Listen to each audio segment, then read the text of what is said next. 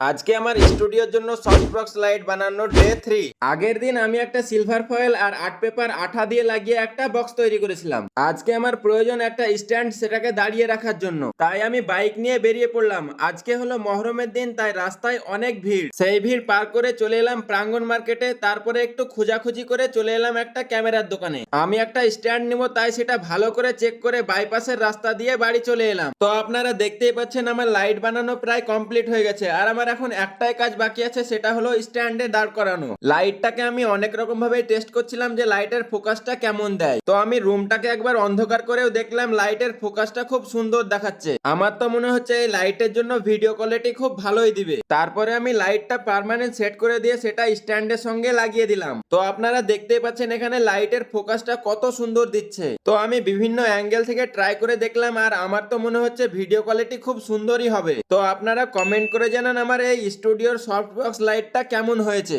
আর এইরকম mini blogs দেখার জন্য চ্যানেলটিকে সাবস্ক্রাইব করুন।